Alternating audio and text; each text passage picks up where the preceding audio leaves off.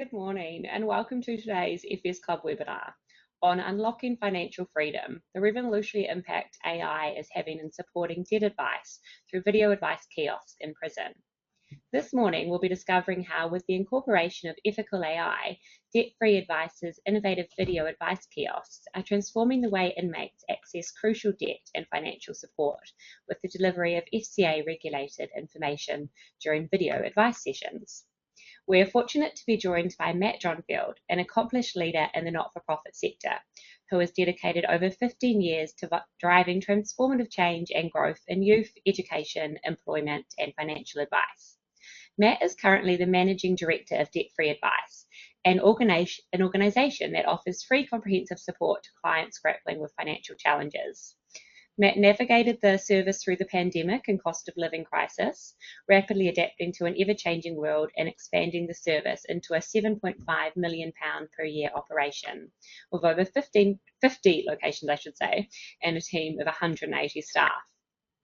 His commitment to driving positive change has led to numerous opportunities to share insights on debt advice and the impact of government policies on working families through appearances on BBC News, Sky News, GB News, LBC Radio and Times Radio, which I'm sure are becoming increasingly common as we get closer to the election, Matt.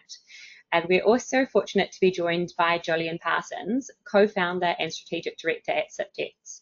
Jolyon supports clients in both the business and not-for-profit sectors, with a particular focus on the practical, safe use of AI. He brings experience from his time at Accenture, working with the likes of BT, delivering innovative digital transformation projects, and also startup experience in financial services in the City of London. Jolyon is on the Council of Communicators UK and a liveryman of the Worshipful Company of Information Technologists. Now, before I hand over to our speakers, some brief housekeeping. I'm Charlotte Dill-Brashley and I manage the FS Club at ZN. I'd like to warmly acknowledge our very generous sponsors who enable us to continue to bring you a wide range of thought-provoking content across finance, technology and economics. As usual, we'll have the slides publicly available on our website and in the chat box. We'll record this session and it will be available to watch on our website within 48 hours. And we'll also have a Q&A session after the presentations. So please use the GoToWebinar chat facility to put your questions into me early and then I can feed them into our experts. Now, without further ado, it's my pleasure to hand over to you, Matt. Thanks, Charlotte, and good morning, everyone. It's a real pleasure to be here and share some of our innovations we've been doing for our debt-free advice service. You're going to hear lots from me during today's presentation, so I won't say too much for now and pass very briefly over to Jolyon. Thanks, Matt, and thanks, everyone. Yes, it's a pleasure to be here today. So I'm speaking from Manchester, and I've had the pleasure of working with Matt and his team in London for several years now. So we're really excited to be talking about the innovations today. Matt's going to go through a lot of that's related to what we call digital technology, digital communications. It's all about engaging, in this case, engaging with people in need. So I won't say too much. I'll hand over to Matt now and he'll get straight into the detail and talk about what we've been working together on. Thanks. So I could spend a long time saying exactly what debt-free advice does, who we work with, and who we're supporting. But rather than kind of go on, I could spend the entire half an hour on that. We've prepared a short video that shows some of our highlights over the last kind of 12 months. So we're going to play that now for you. Leading charity Debt-Free Advice. So they have seen a 50% increase in Londoners using their services. Debt-Free Advice in our free and impartial advice for more than 17 years now. Our advisors have never been busier. Debt-Free Advice on the worrying amount of calls this organisation has received in the last few months. A London-based charity is putting on pop-up events to support those hit hard by the cost of living crisis. Debt-free advice. Thanks so much. Hi everyone and welcome to our webinar on managing money in the cost of living crisis for young people. Today we're joined by Timmy Merriman Johnson, who's also known as Mr. Money Jar. So thank you very much for having me, everyone. It's great to be here. So something I've been doing that's been working really well for me is that I budget on a weekly basis. Does anyone have a bill day here? If you put the amount of money that you want to spend on a separate spending card, it makes it way easier to stay within your budget. And then you can make a plan for how you'd like the next 7 days to go. All the stuff that I'm talking about is as a result of like years and years of learning. And if you're really, really struggling with problem debt, you can speak with Debt-Free Advice. Yeah, I was going to say you can come to Debt-Free Advice. Debt-Free Advice. They do need advisors to be able to speak on their behalf. Please pick up the phone, call Debt-Free Advice, engage at an early stage, because then it does prevent enforcement action. Often there's this idea or concept that people that need debt advice or are struggling financially is because they're not working hard enough or they're relying too much on the state for benefits. For our customers, that simply isn't the case. We have seen a really big increase in what we refer to as our COVID heroes, our teachers, our nurses, our supermarket workers even. We went to a food rack recently, and the people who were using that food rack had, people had jobs, and they had a house and they had a car already. Have you noticed that yourself? Every single person that I'm seeing in the last year, they're coming with gas or electric debts, and everyone's worrying. They've either got an overdraft or credit cards. I'm depressed, I feel anxiety, I can't sleep. My husband as well, he can't sleep, he's mentally affected. As an organisation, we need more debt advisors. Yes. Because we can't help the people that need help. There's definitely picking up a growing demographic of people who need this support. People who are going through some really challenging emergency situations. And the people who work here are giving that debt advice are amazing, so caring, so wonderful.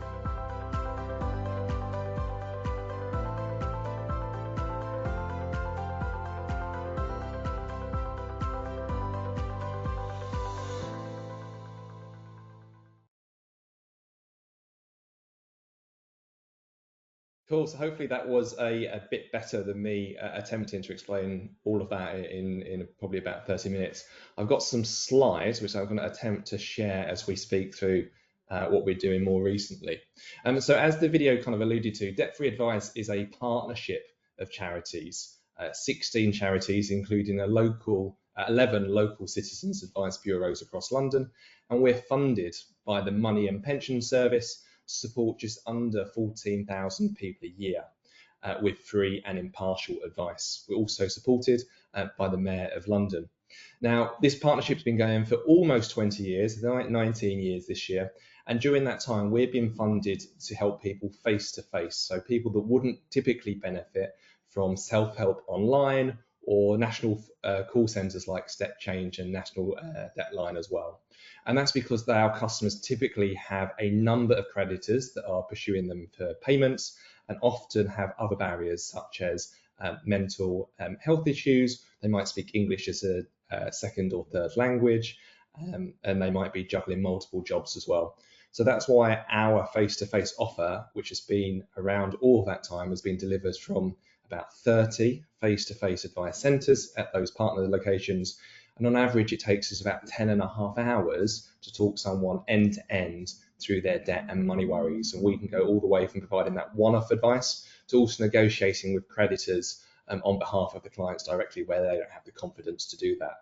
Now, that was fine up until COVID. Obviously, during COVID, we had to shut our face-to-face advice centres. We couldn't see that, but unfortunately, the worries of our customers didn't go away in quite the same place. So we had to work out how to innovate and innovate quick. That's when we turned to our colleagues and friends at Siptex and brought in a telephony service that was available to all of the charities in the coalition that make up Debt-Free Advice and create a single point of entry for customers seeking debt advice. And what was particularly interesting is that we wasn't able just to do telephone, we was also able to do WhatsApp, video call and web chat as well. And for the customer, for the agent, our debt advisors, this was all available in a single screen with their CMS as well. So it was really easy to manage. Now, during the pandemic, if we go back to that slide there, you can see on the video call, what was unique about this proposition here, it was that it was a browser-based platform. So our customers didn't have to sign up to any complicated terms and conditions. They didn't have to download an app because for our client group, that would be presenting them with many barriers which they simply wouldn't work. And we were delighted with the results. We had over 4,000 conversations during those lockdowns when we had to shut our face-to-face advice centres, and that's as close as we could get to replicating that face-to-face advice through digital means. It was particularly helpful for clients that had paperwork that they didn't understand, and they could flip the camera around and show the advisor the letters that they were receiving to talk them through that. Now, once COVID was over, we started to think, well, we've had this innovation during the pandemic, what could we do with it? And we looked at our outreach locations, and these are typically at town halls, doctors, libraries, GP surgeries, and we could only ever afford to resource that like once a week or maybe a few times a fortnight. And we looked about who do they work for, because it didn't really work for the customer, because if it was a drop-in, we were saying, we understand that you're probably juggling multiple jobs and you've probably got caring responsibilities, but put all that to one side, that's kind of a you issue. If you get there early enough, and we do recommend you get there early, the advisor will try their best to see you, but we can't guarantee. So that was a rubbish proposition. And for our advisors, if we did it the other way around, we did kind of pre-booked appointments, it only took the weather to be bad or the traffic or the buses to be up the wall, and we could have an advisor sat there for the whole day with no customers to see. So it didn't really work for them either. But we had this innovation, so we asked Sibtex what would we do, and we came up with this idea of video advice kiosks, and it took that tech and it put it in a pod, as you can see here, kind of a single person telephone booth that we could then put in those locations, and people could really easily walk in and use. You'll see that there, when someone goes in, there's a simple touch of a button. There's kind of a one button that says start, and usually within about 60 to 90 seconds, you get through to one of our customer care team who do the initial triage. And I'm dressing this up, it's pretty much a FaceTime call on a kiosk that you can't get out. But it means that those individuals get through to their debt advisor and get that reassurance. And we've deliberately put these locations in what we had as our outreach locations. So they're co-located. So they are in job centres, hospitals, town halls.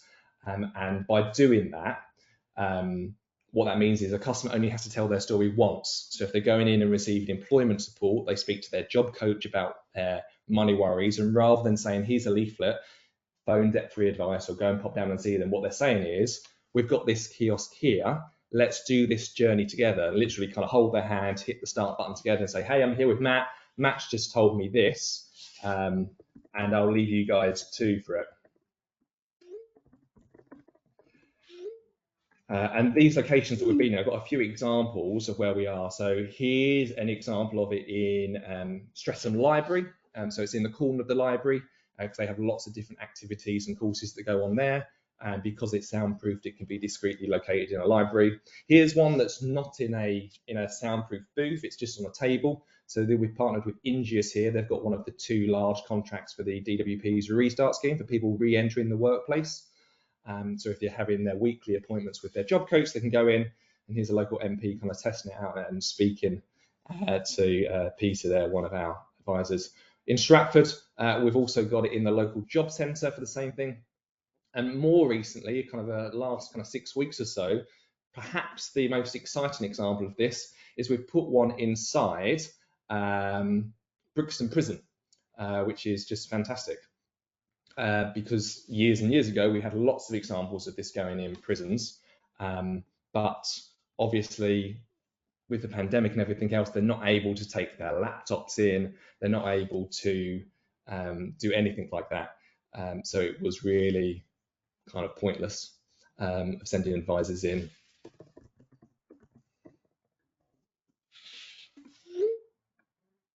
Then, here we go. So it's the same kiosk put in the prisons, and they're able to book that through one of the prison workers there. The other thing that you'll see on here is also the ability to do an appointment. So particularly useful in prisons because the ongoing casework is done through the prison too. Somebody can either come in and hit that bottom button there, which is scan, and they can scan their QR code, which we can send them on a letter, or it could be on a phone or tablet as well. And then they get through to their named advisor, which is pretty cool. And we were delighted that the example in Brixton Prison hit the press because it's the first example in the UK of something like this taking place. I did ask my colleagues in comms if I could say it's a global first, and they said that they couldn't verify that, so I'm not allowed to say it. So I'm not saying it's not a global first. I'll leave the rest up to you to make up your mind on that. So what we're doing next on that, to date, these kiosks have just been kind of single use, but we have started to ask the question, well, there's far more services than just debt advice. What happens if we were to add multiple services, 2 services, kind of 3 or 4 services there? And you can see City Advice, so Toynbee Hall, the charity that leads debt-free advice, also has a contract to provide City Advice, a generalist advice service for those that live or work in the City of London, as well as a contract from Macmillan to provide specialist welfare benefits advice to those that have been recently diagnosed with terminal cancer. And this is brilliant because a customer can come in and hit the start button and get through to an advisor, but maybe the root cause of their debt is they've recently been diagnosed with cancer. And rather than that customer then repeating their story again, what we're able to do is bring in a third kind of party or an advisor and have a 3-way conversation. So again, always bring it back to that advisor just speaking once. So what's next? So we've been looking at how customers can sign on the screen. So in prisons, one of the obstacles that we've now come across, which we didn't perhaps anticipate, is that inmates are only allowed to send a certain number of letters and correspondence back and forth each month. In some prisons it's 2, in others it's 4, and our consent letters count as one of those kind of correspondence back and forth. So we're working with our colleagues at SIPTEX to come up with essentially a DocuSign idea on the screen where the advisor can do it and the customer can tap on the screen, sign their name, and that will allow us to speak directly with the creditors on their behalf. The other thing that we've started to do is look at AI and the benefits that that could give us. Now, when we initially started to do that, we were obviously, slightly hesitant, I would say, if I'm being honest, about what we could do and what we couldn't do and the possibilities of AI. And if you're in the field and you know a little bit about this, you're probably familiar with these couple of examples I'm about to give that made us even more hesitant. So you might have seen DPD, who applied AI to their website and their chatbot, and a customer here managed to get DPD's chatbot to tell them, perhaps maybe a bit too honest, about them being the worst delivery service in the world. If you look at that example online, some of the language is far worse than what I'm showing there, but it's quite a famous example now of doing that. Another one over at our friends across the pond in the US, car company Chevrolet applied it to their marketing chatbot on their website as well, and a customer there managed to get the chatbot to agree to sell it a car for just $1 and agree that it was a legally binding offer as well. So a number of reasons of why we might have been hesitant about where do we use AI, where do we add the most value in our customer journey with that. So we've decided not immediately to put it as something that's customer facing, but instead have it as an agent for our advisors. So we have launched in the last few weeks Moneypenny, and this is an assistant for advisors. This sits alongside Flex, our telephony platform. You can see here on the right hand side of the screen. So when an agent is speaking to a customer about a particular issue or concern that they've got, it might be that they're supporting a customer that's got a bailiff at the door, and if it's one of our kind of more or less experienced advisors, perhaps they're more newer or junior in their career, this might be the first time they're supporting someone through it. That can be particularly worrying. You can imagine, for a customer's point of view, if the agent said, I'm just going to put you on hold to speak to my supervisor whilst there's a bailiff at the door, that's not going to help the situation or deflate it. It might cause even more concern to the customer because it doesn't give them the confidence in what they're doing. So the agent can discreetly chat to Moneypenny and ask it a question that's unique about that customer situation and bring up the advice rather than having to put the customer on hold or go through some handbooks and reference manuals to see what it's about. And that's super quick and innovative as well. It's also available in our CRM. So we use Advice Pro here. So once the call is finished, that conversation is then carried across. So the agent can continue to ask it follow-up questions to help write its case notes and our confirmation of advice letters too. And it's also available as a standalone app or web page where people can ask those questions as well. What we're hoping to do here is create those efficiencies and give our team the confidence in the advice they're given straight away. It also has the ability to kind of thumbs up and thumbs down it, because this is an in-house advisor only journey. So over time, the AI will get even more intelligent and understand about the questions and our client group. So in future, if we were to consider something that is more customer facing or kind of self-serve, we're able to do that as well with the confidence that our expert advisors have trained it. But the heart in everything we do, it always comes back to kind of our face-to-face advisors, which is our bread and butter, which is what we've done for the last nearly 20 years, being able to empower them to give the best FCA-regulated advice that we've always done. Now, loaded up on here, hopefully, I might have a few demos. There's lots of buttons on my screen here, so I'm going to try my very best to show some of these as I share different screens across. Let's have a little look.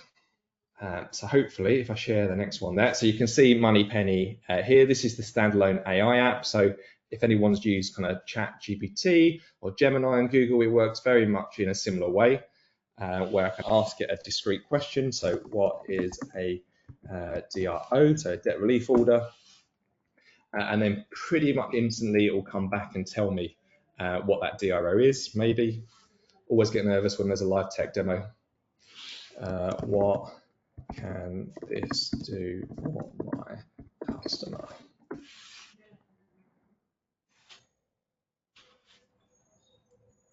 So it gives you lots, and you continue to have that conversation. You can see how if there's an agent on the phone that's discreetly helping a customer through this situation for the first time, how being able to bring up quite short summaries of what this is, it's there. It's important to highlight that this information is only ever correct as the information that we've given it.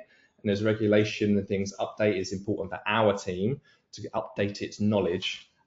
So we're doing that. What we've turned off very deliberately is the AI's ability to search the internet and just find any information that it wants. The risk of it finding incorrect information or finding information from overseas and attempting to apply that was too great. So we decided to turn that off as well.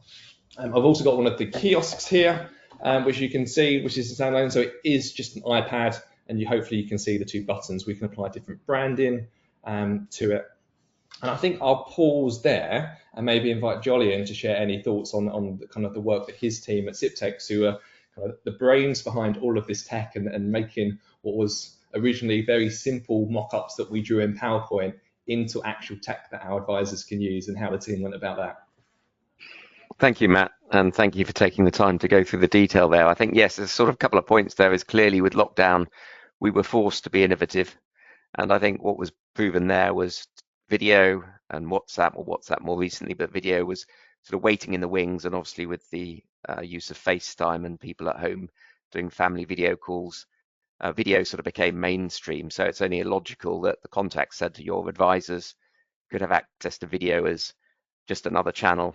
And of course, it's not a channel in isolation. What you've done there is put video in as if it's just another call, and the advisors can work around a conversation which might start on video or start on SMS or WhatsApp and move across to voice. So it's important you've captured that whole journey. And then what we've then been able to show, I guess, is the move to the prison, which is essentially taking advice out to places it could never have gone to in the past. You've also ticked the boxes there on accessibility and inclusivity, because there's no need for a smartphone or any other technology or broadband connectivity. As I think you said, it needed to be as simple as so your granny could use it. So just a simple button in the middle of the screen and you could start engaging. So I think I'm up in Manchester today. We've got Housing 24, which is the big social housing event over in the middle of Manchester. I saw a statistic the other day that I think 30 to 40% of social housing tenants in Manchester, if I'm right in remembering, had no access to sort of digital technology. So clearly here you can unlock access to advice for those who don't have the means or the digital skills to access that advice, one step away from face-to-face.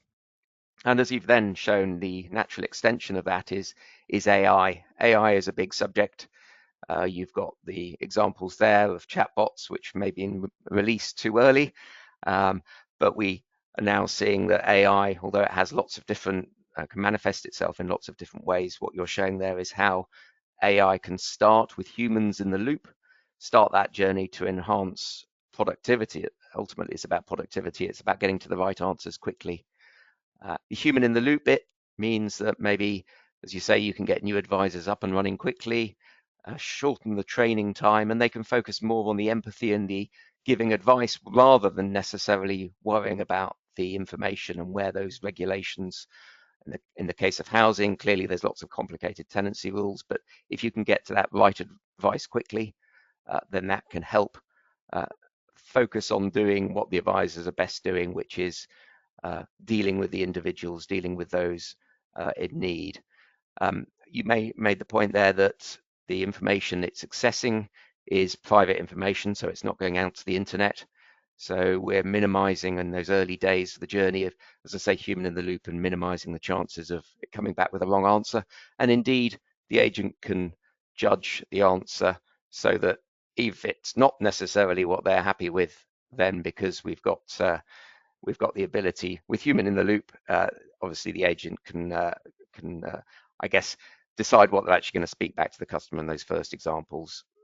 So yeah, I think that's a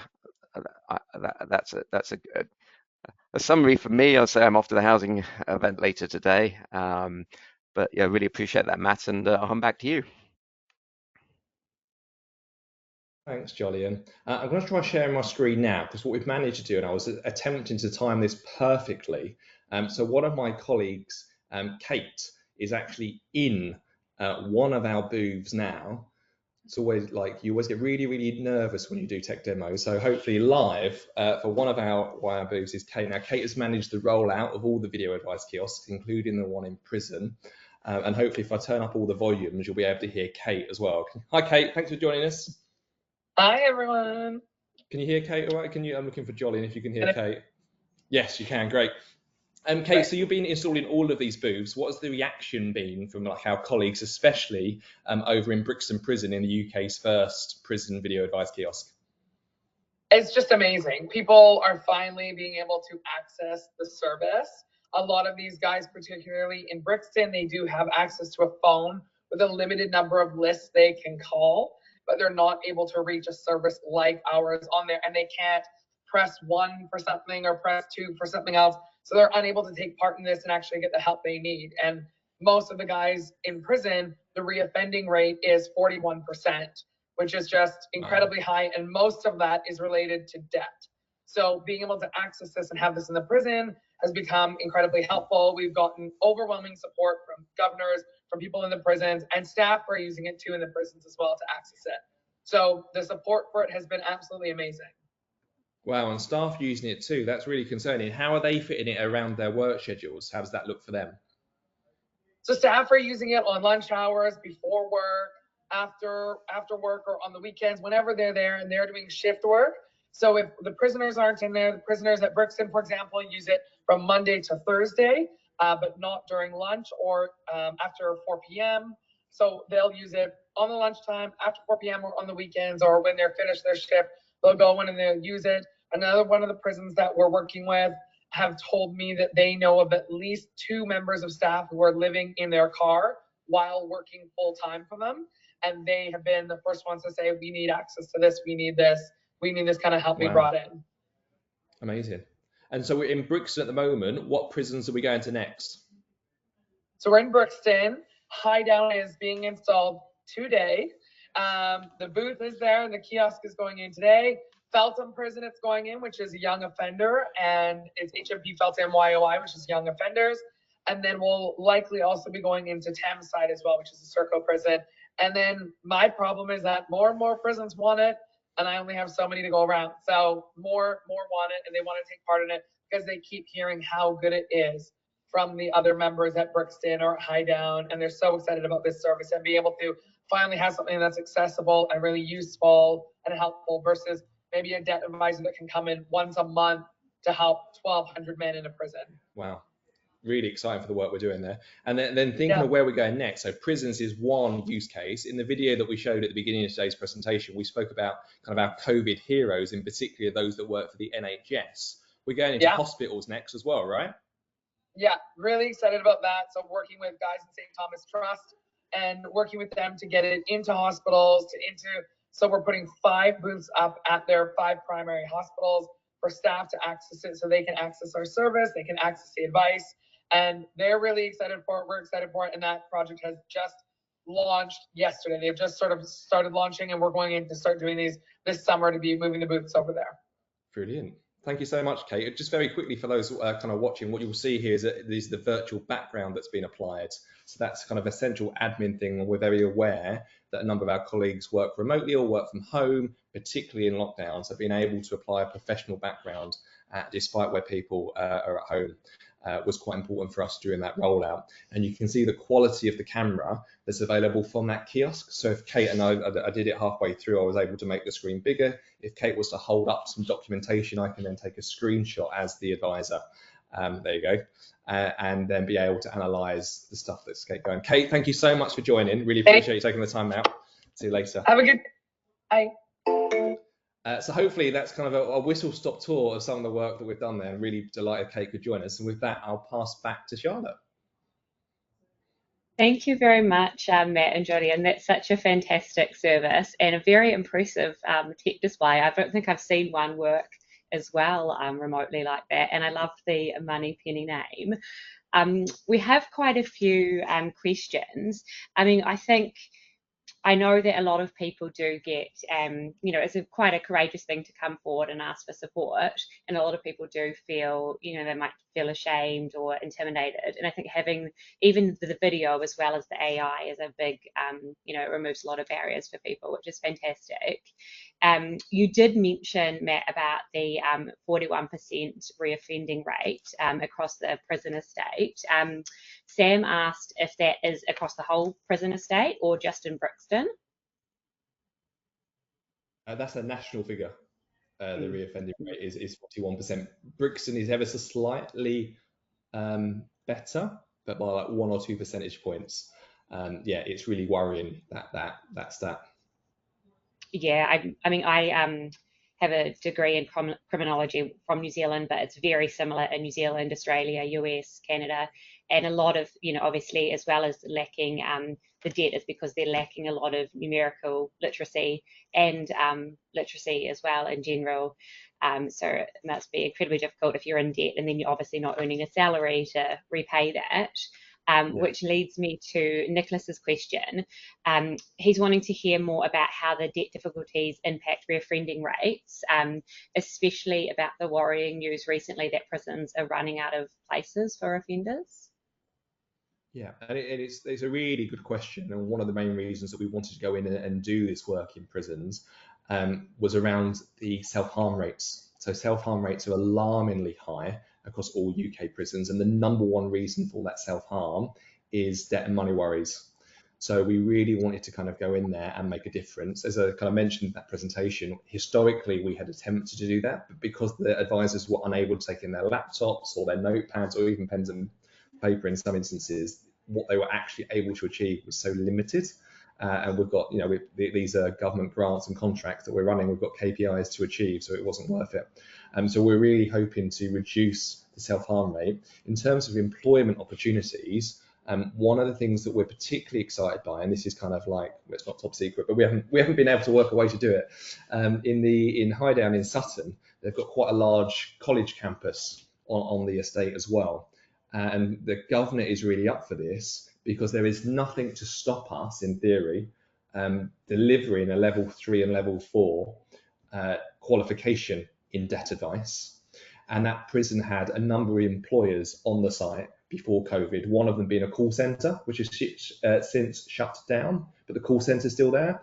So if we were to deliver the level 3, level 4 in debt advice, we could then employ those prisoners as debt advisors with bringing their own supervisors, and then via the kiosks, they could be providing FCA-regulated debt advice to other prisoners across the country with our supervision, making that entirely possible. And then when they're finished serving their sentence, clearly they will have a number of years experience delivering debt advice, walk into a job straight away. And looking at kind of the salaries we pay for advisors in London, it's about £30 34,000, which is £10,000 more than the average salary for somebody leaving the criminal justice system. So it would be quite attractive. So yeah, as you can imagine, a few bits of the jigsaw puzzle to put together to make work, but there's all the partners on board, and it's something that I'm super excited by the potential for. That's fantastic. And you mentioned with the you mentioned obviously the self-harm rates with these kiosks as well. Is there, if say they're speaking to an advisor and the advisor picks up something that they're worried about in terms of their mental health, is there somewhere, do they have counsellors that they can access virtually, or is there somewhere they can escalate that to? Yeah, so we have points of contact at each prison that we're going into for the wellbeing lead and the safeguarding lead there as well. All of the calls from all of the kiosks are recorded for training and quality purposes. So inmates are made aware of that before they access the service, and we're able then to share that information when it pertains to a kind of a safety issue with colleagues at their respective prison. Great. Shane has asked, so obviously the AI has huge efficiency gains, but he's wondering maybe if a person, you know, they get a lot of reassurance by feeling that someone has listened to their concerns in person, and would the AI chatbots maybe be a barrier there, and are there any solutions to this issue? Yeah, so just to be really clear, and apologies if I wasn't clear, Shane, at the beginning. So the AI example we've used is an assistant for our advisors, as opposed to it being something that's customer facing. So it aims to give the advisors, particularly those that are new in their journey, the confidence on the advice they're giving. The video at the beginning and what I explained about who our client group are, we don't feel that particularly kind of an AI chatbot that a customer interacts with directly would enhance their experience, and absolutely what the kind of Shane's point he was making, it probably turn people off accessing that. So our route to using AI is to empower advisors to give that advice, be it by video or face to face. But that's our route and how the test case that we're using for it now. Oh, that's great. So it's the advisor using it to make sure they're giving the most up-to-date, accurate advice and knowledge. Yeah. And Charlotte, it's worth mentioning on that, Matt, isn't it, that the advisor, the thumbs up and thumbs down means that it's the start of a journey to ultimately refine those answers. So the human in the loop is going to continue to refine the outcome or the answers that are seen, so the system will learn from that. That's so much better than I don't know how many times I've been helped by a bot who's asked, I'm glad I've managed to help you with your concerns today. And you're like, no. Oh dear, that's great. And I like also how you're based in the community, libraries and things. Do you think maybe perhaps like universities, are you there in those sorts of places? Would that be an idea for future implementation? We could definitely explore even more kind of community settings. One of the things that we've been really clear about is what our limitations are.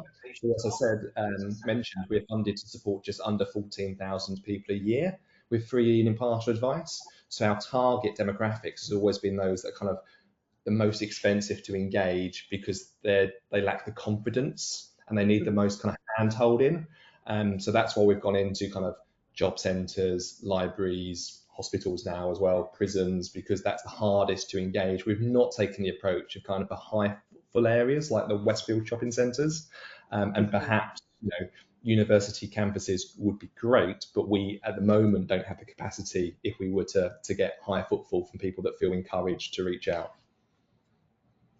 Thank you. Well, it would be fantastic to see it roll out in all prisons, really. And it'll be interesting. Sure. So how long have you been in Brixton prison now? 6 weeks. It's still relatively new. Yeah. Well, it'll be good to get you back in a year or so and see, how it's going and what changes you've noticed as well. Absolutely. I think we're just about out of time, but is there anything else that you wanted to add before we wrap up? And I will mention to the audience that both Julian and Matt have said they're happy to answer further questions, so do get in touch if there's anything else you'd like to learn from them. Thanks. Thanks, Charlotte. I suppose kind of two things to me.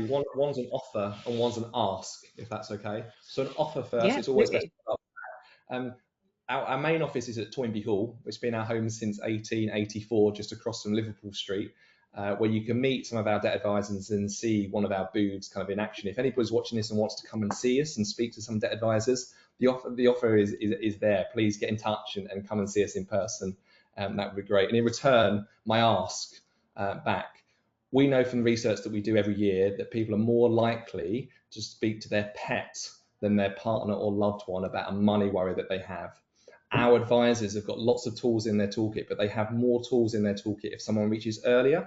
So if you have the time and have the space on your LinkedIn or Twitter or whatever you use professionally to reach out to people that might be in your networks that do have money worries and encourage them to take up free and impartial advice as soon as they can, that would be really appreciated.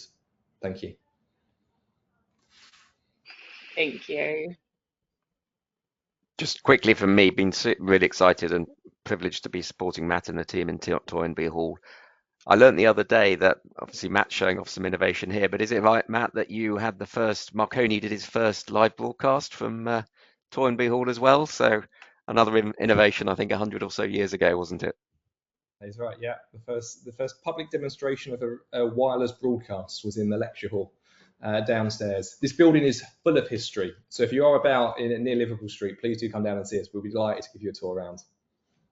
Oh, fantastic. Well, I'm very close. I'm in King William Street, so I would need to do that at some point soon. Thank you very much, both. It was so nice to have a positive chat about AI rather than lots of the negative stuff that's going on in the media at the moment. Also, we do have, there is a course on ethical AI that Zen worked on along with the Chartered Institute of Securities and Investments. That's open to anyone online. So we'll share the link to that if you're interested in learning more about using AI ethically. And thank you very much for our sponsors for making these webinars possible, and also for our audience for logging in and contributing to the discussions.